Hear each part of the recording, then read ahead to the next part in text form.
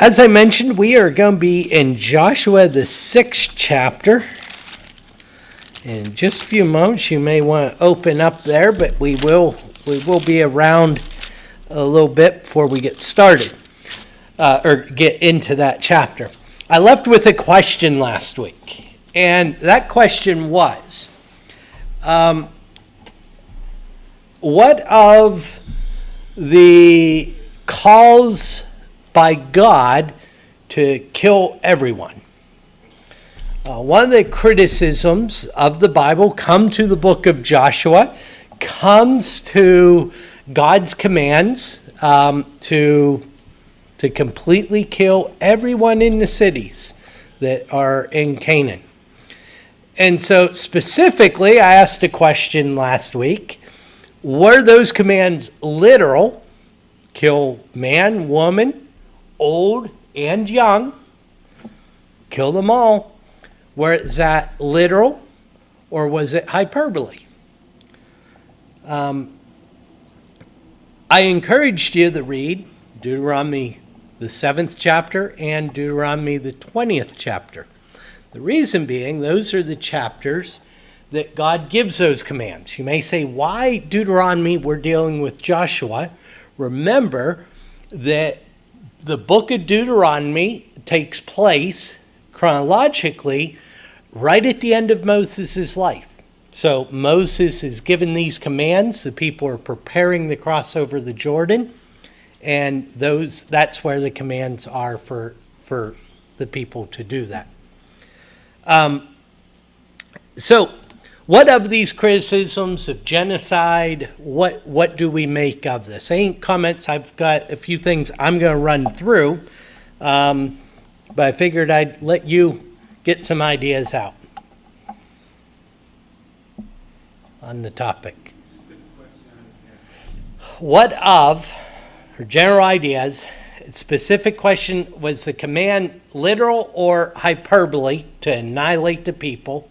Basically commit genocide. Literal for purification. Okay, literal. And so what of those? What of that? What of God telling these people to commit genocide if it's literal?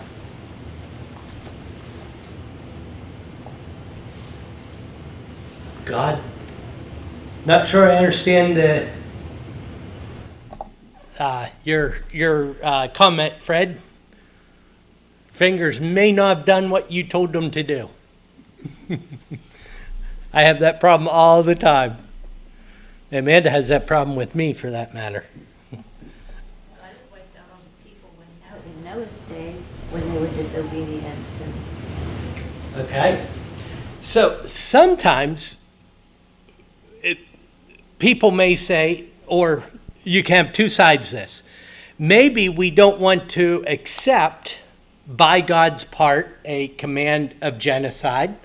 And so people say, well, no, that's hyperbole. Or on the other side, if you say, hey, I think this is hyperbole, people will say, well, you're trying to get around God saying, wipe out all the people. That does not get around the idea of completely wiping out a people, does it? Because Rita brings up this idea of the flood, Genesis 6. Everyone except one family is annihilated, right? Sodom and Gomorrah. There's non-combatants in Sodom and Gomorrah, right? There's no doubt about it. Completely destroyed. So saying it's hyperbole when we're talking about going into the land of Canaan, the promised land, doesn't get around that idea, does it? 40 years in the wilderness, the same thing. Yeah. Maybe that's a little easier to wrap our heads around because natural causes were involved with that. But essentially, you're right, Ernie. It's no different. Although the young weren't involved there, right? The promise was there, it's still the same, but The same as going in and wiping the people out. God said nobody's going to go in over the age of whatever. 20, yeah. Yeah, so a whole generation is, Command. yeah. Yeah, absolutely.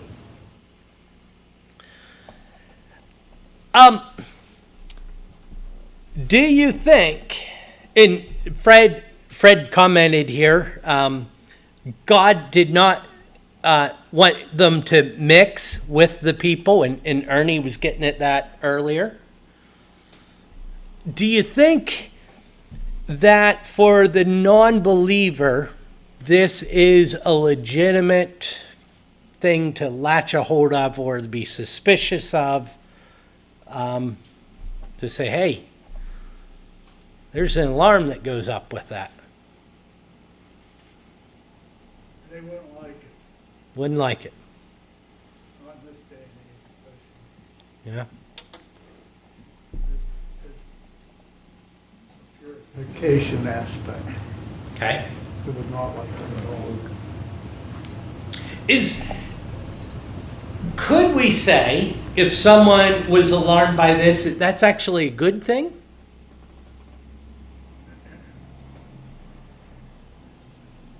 In this day and age, it would be, Okay. but not when it came to what God commanded his people, no. Yeah. But in this day and age, it would be expected to be like that. Yeah.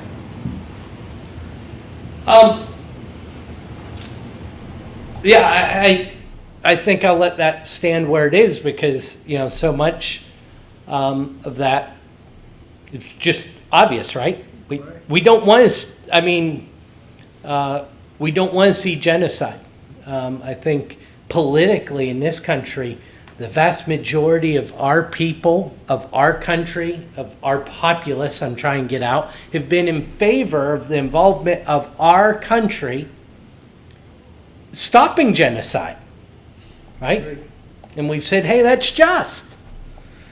Now, couple that with this idea. Throughout the ages, genocide and horrific things have been committed on behalf or in the name of God. And these kind of passages are quoted as justifying it. To me,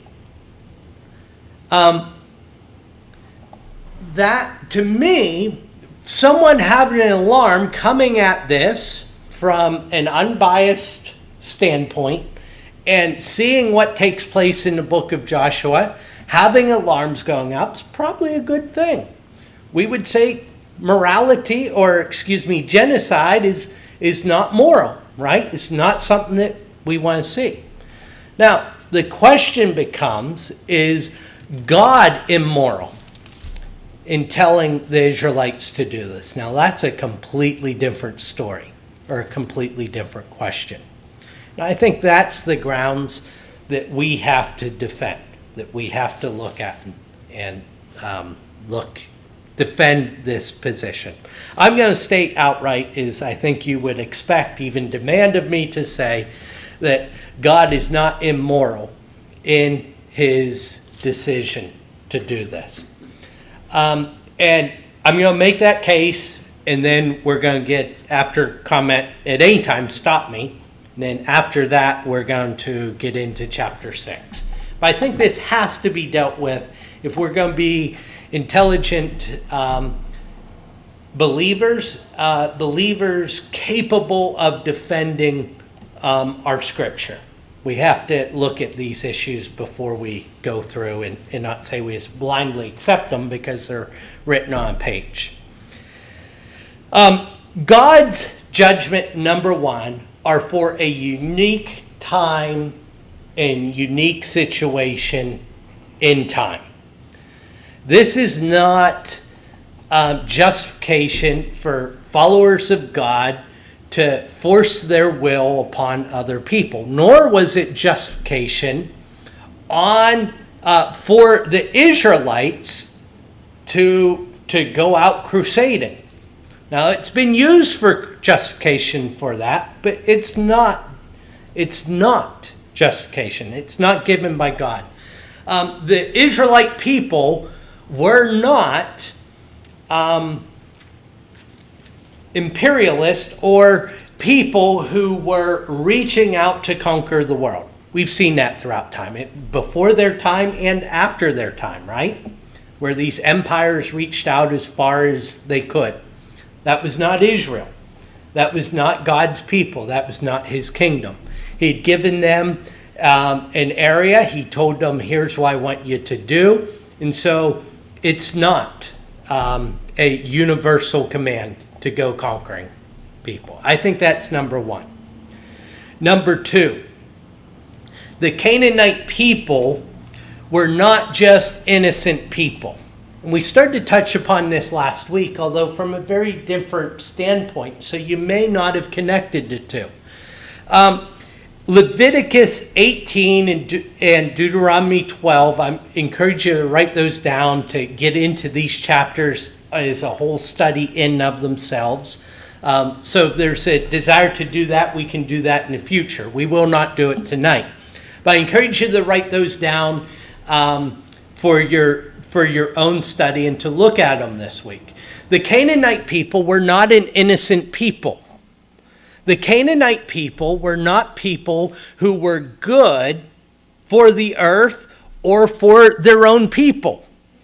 In those chapters, again, Leviticus 18 really points out their moral corruption.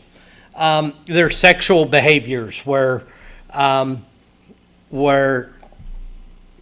some of the main focus of that chapter. Even bestiality is something that's brought up. And God says, when you go into this land, you are not going to become like them. And that's the premise. Ernie brought it up. You're not going to mix with them. Fred mentions it here on the study, that they weren't going to mix. That was the point. You're not going to become morally decayed like these people are. But there were worse things. Deuteronomy 12, in particular, verses 29 through 31, if you're taking notes, brings the fact that these people were even sacrificing their children to these gods. And God saying, that's not going to be my people. It's not going to be my people. And so God is using Israel, the Jews, to judge these people because they are morally decayed, harmful to themselves and everyone they touch. Now, what's interesting about that is that when people criticize that, what they fail to realize is the same judgment was brought on Israel, both before and after this. Right? Let me rephrase that. A couple of times after that. My first statement, I think, was completely wrong. After this, more than once, God uses other nations to punish them. Why? Because they'd become morally corrupt. And are doing some of the very same practices, including sacrificing their children, that God was so disgruntled with. Now, when people pick on God, if you will, on the morality of his judgments of this, they fail to look at the suffering that these cultural issues were bringing onto the world. Who wants to live in a world where children are sacrificed? You know, something that is appalling to me, it seems to be coming out more and more, is the human trafficking that we're realizing is even a part of civilized nations like ours. I don't know how many of you were aware of it in the last couple of years. The Brookville local police did stings on human trafficking. How many of you saw that? they arrested people in the last couple years. It started with arresting a guy who wanted to sell a young girl.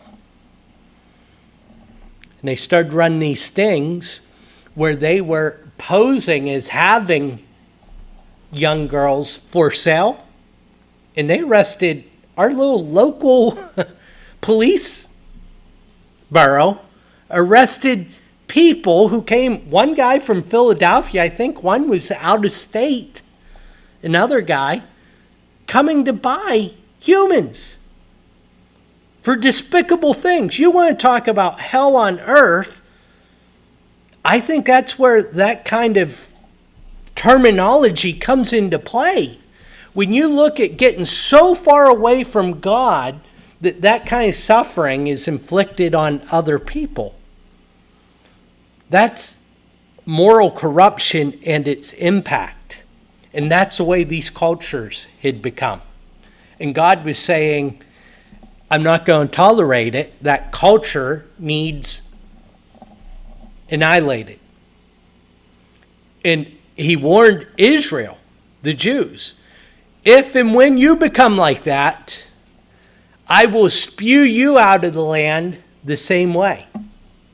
And if you read Deuteronomy 7 and Deuteronomy 20 that we talked about reading last week, you'll see in Deuteronomy 20 that statement is made. I will spew you out the same way I'm spewing these people out if you practice the same things. Here's my point. It's not a racial issue. God's not picked this race and said this race is superior. In fact, Deuteronomy 20 deals with that. You're not above anyone else. If you become like them, I will treat you the same way. Questions or comments on that concept, that God's judgment was not without reason. It was for a reason. Go ahead, Mike. Don't you think that's a good warning for this country today? You talk about sacrificing children. We've aborted 63 million babies. 63 million innocent little babies. Yeah. How much worse can it get? Yeah. Well, and I think what it's a warning to, what should be a warning to, Mike, is that the people of God. What should be is a warning to the church. I think this nation and other nations have been blessed because they espoused godly principles. Yeah, but how much is God going to take? Oh, he's not. You know, look at Sodom and Gomorrah. You know, how decadent and disgusting they were. Yeah. Well, this country's just going the same way. Yeah. And you know, God only takes so much. And, you know, like you said, this country's been blessed, and it has been blessed because of its Judeo-Christian beliefs and the good that it has done. But as time goes on, it just doesn't seem to be getting better. It's getting worse. And God will come to a point, I believe, where he'll say, you know what? I'm going to spew you out. Yeah. Enough is enough. You'll see his hand that protected this country just be pulled away and give us over to our decadent society. Yeah. So the God's people were always meant to be a light to the world. That's why Israel's been given this land, is to be a light to the rest of the world. The parallel today isn't America, it's the church. And the church, I think, really needs to be standing up to be the shining light to America and to the world. And impacting, not becoming victims of the culture, but impacting culture. And I think we've failed miserably at that. And I think that the church and churches were so big in America that we got our high horses and just started dictating to people versus influencing people. And certainly there's judgment coming for nations, including America and the church. I see sacrificing children as being a bigger issue than just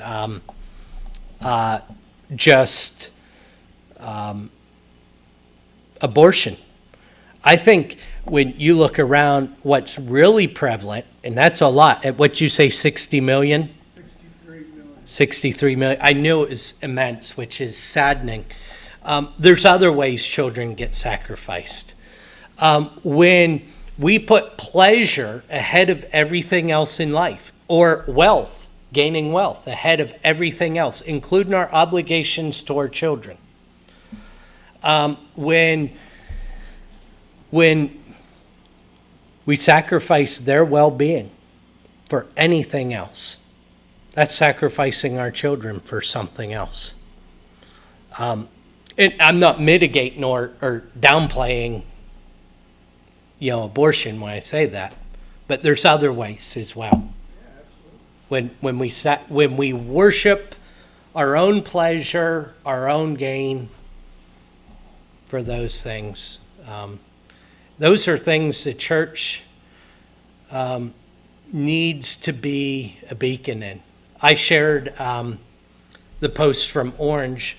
Orange Conference starts tonight. I'm excited about it. But I shared that post from Orange that it's not the family that reinforces the church, but the church that reinforces the family. I think churches have missed that point. They're upset because there's not families in the churches, and that's hindering what the churches can do. And we've missed the point that we quit reinforcing the family and equipping the family. And that's why the family's not the only reason, but one of the reasons that families aren't in churches. So yes, the problem's really deep, isn't it? And we've got a big job to do. We, the church, have work to do and have to stand up bright and shine during these times. It starts by equipping families to be all they can be.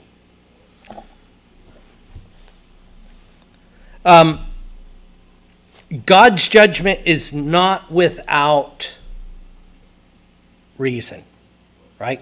That's the point number one. That has application for us. Point number two, though. I believe that that to some degree the commands are hyperbole. And I wanted to start with those first points because I wanted to make it clear that that's not me trying to mitigate what God is saying. Because to do that's useless when you're facing the flood and you're facing Sodom and Gomorrah and you're facing these other judgments. I just don't think that it was God's command to kill every Canaanite and wipe them off the face of the earth. And I'll give you some reasons for that as we go forward. But again, that is not me trying to mitigate what God's saying. It's me trying to understand to the best of my ability what God was saying. I wanted to bring a picture, and I just didn't get to it, but I'll paint a mental picture for you, how this can happen. You'll notice this now after I say this, but when you go in most porta potties, they will say you don't go in there unless you have to, right? So it will say this unit is capable of supporting 10 workers per week. You'll see it's normally right on the left.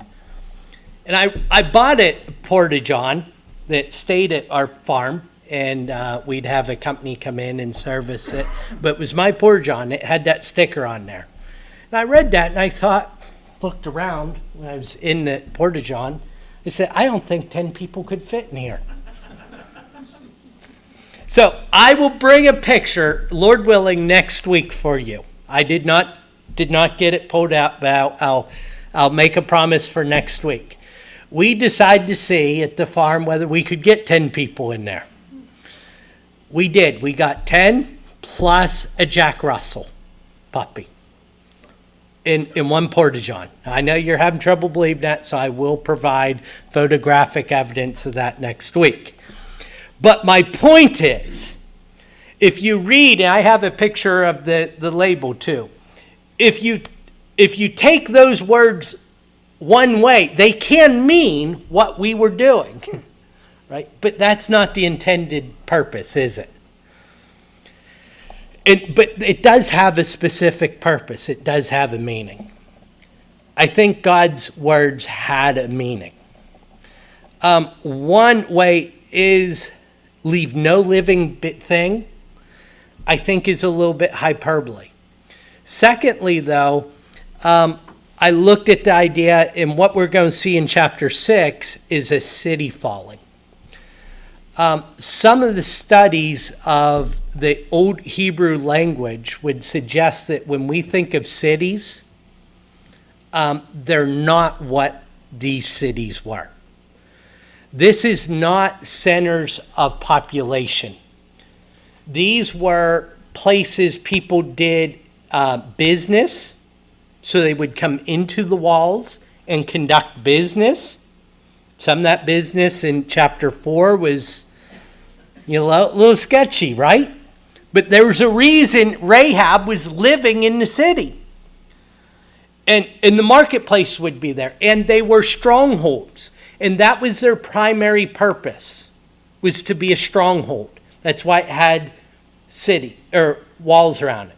The people lived out of those cities, and when a threat would come, they could come into the city for refuge or for protection, but they weren't necessarily living abodes of the populace as a whole.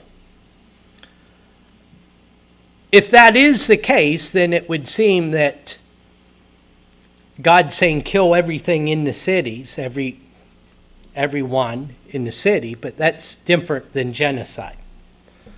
Would non-combatants possibly be killed? Yes. I'm not refuting that. But that is different than kill everyone. And it does put this light on it. God is reclaiming this land as his own. We could see later in Scripture that God says to the people, I gave you this land and you polluted it. This land currently belongs to pagan gods and pagan idols and all this corruption. And God's reclaiming it. And he's saying, if you're going to take refuge in these gods, you are going to fall, because I am demonstrating to everyone that this is mine. And I'm going to take it back. The people who fled into the hills were not necessarily tracked down. They were not pursued.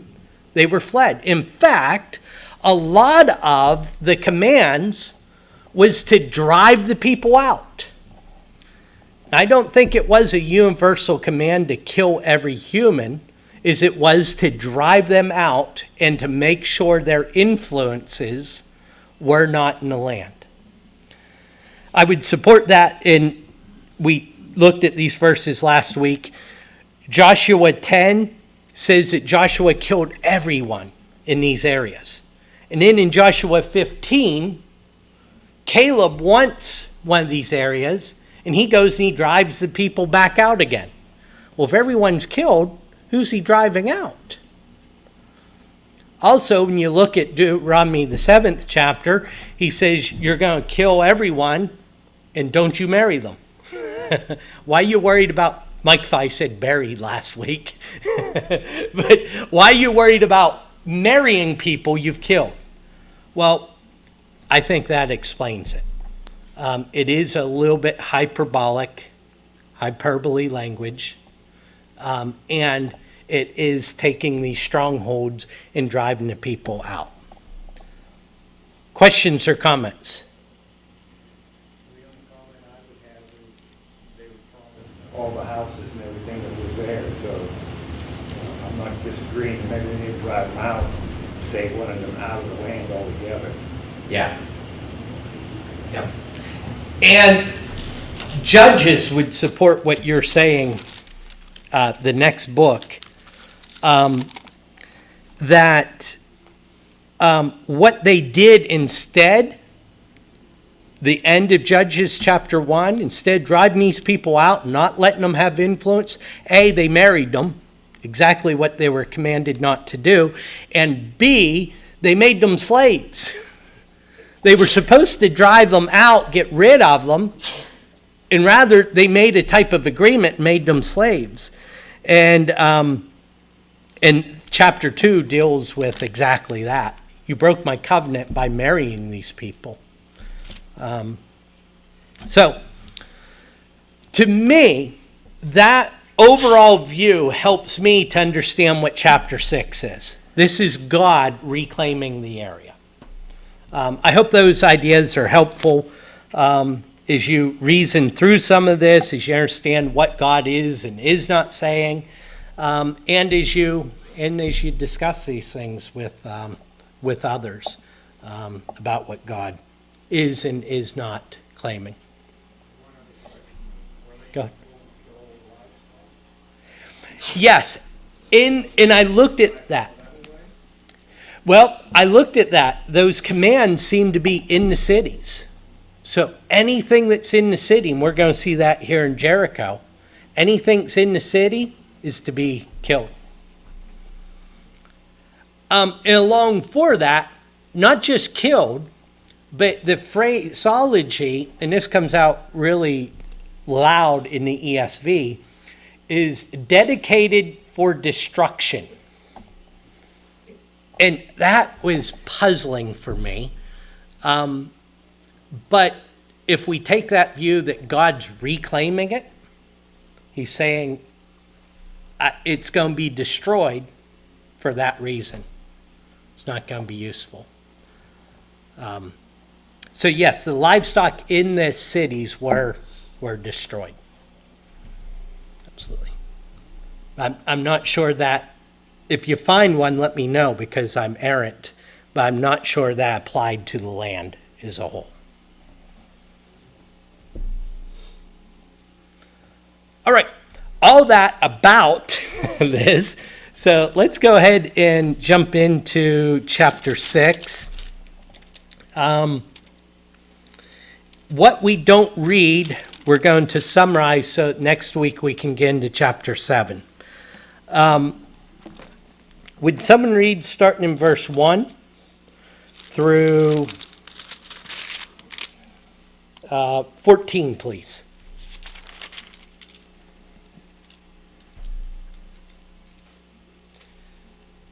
Now, Jericho was shut up inside and outside because of the people of Israel. None went out, and none came in. And the Lord said to Joshua, "See, I've given you Jericho into your hands, and its king and mighty men of valor. You shall march around the city, all the men of war, going around the city once. Thus shall you do for 6 days.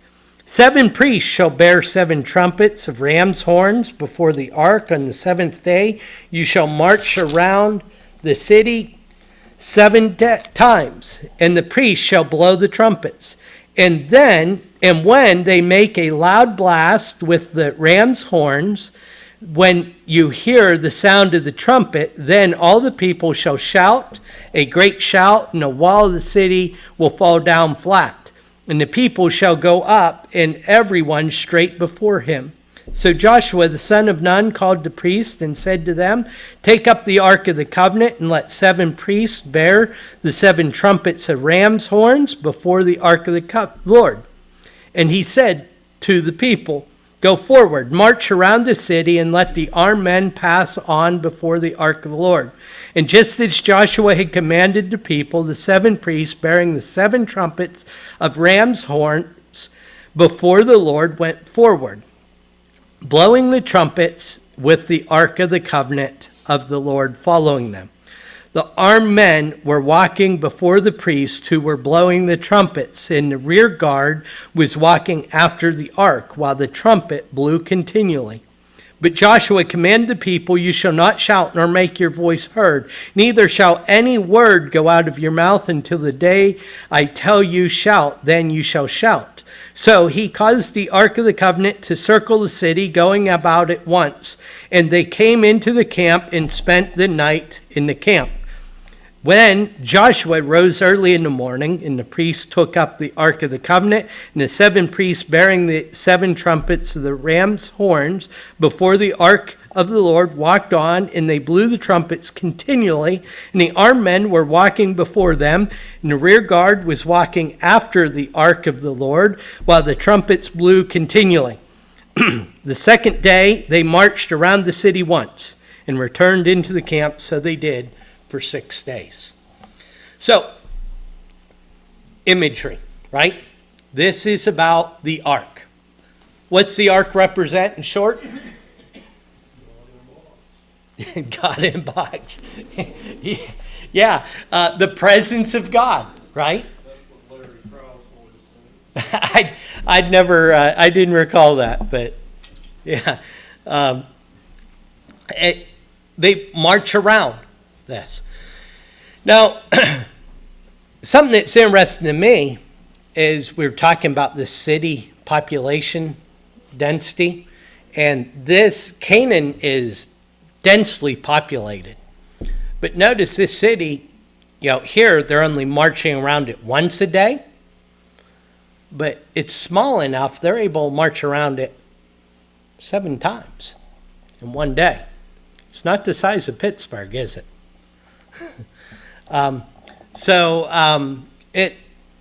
It's sizable, but I believe it's mostly at this point warriors and men to fight. It's a place they conducted business, and they had for refuge when attacked. So God's presence is going around it.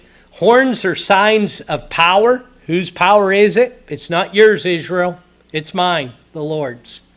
And the priest, not the warriors, the priests are the focal point of this. Why? It's God. I am going to be the one doing this. The message is inherent then. Then you will do it my way. I hope this was clear when we were talking about the Canaanites.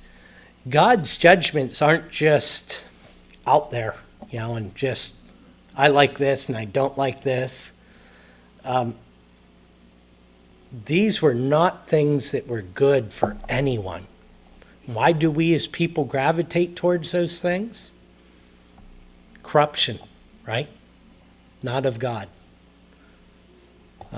So it's going to be my way, he's saying. Questions or comments? All right, we're going to finish this chapter. Same one, when read 15 through 27. On the 7th day, they rose early at the dawn of day and marched around the city in the same manner 7 times. It was only on the 7th day they marched around the city 7 times. At the 7th time, when the priest had blown the trumpets, Joshua said to the people, "Shout, for the Lord has given you the city.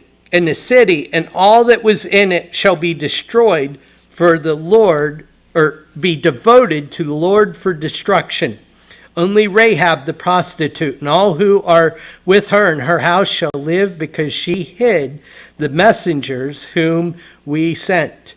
But you keep yourselves from things devoted to destruction, lest when you have devoted them, and take any of the devoted things and make the camp of Israel a thing of destruction, and bring trouble upon it.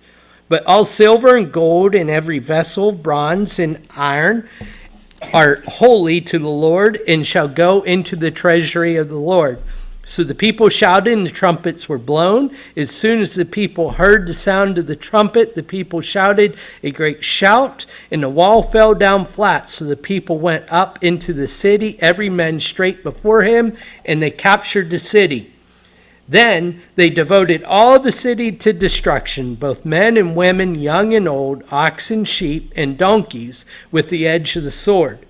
But to the two men who had spied out the land of Joshua, go into the prostitute's house and bring out from there the woman and all who belonged to her, as you swore her. So young men who had been spies went in and brought out Rahab and her father and mother and brothers and all who belonged to her. And they brought all her relatives and put them outside the camp of Israel.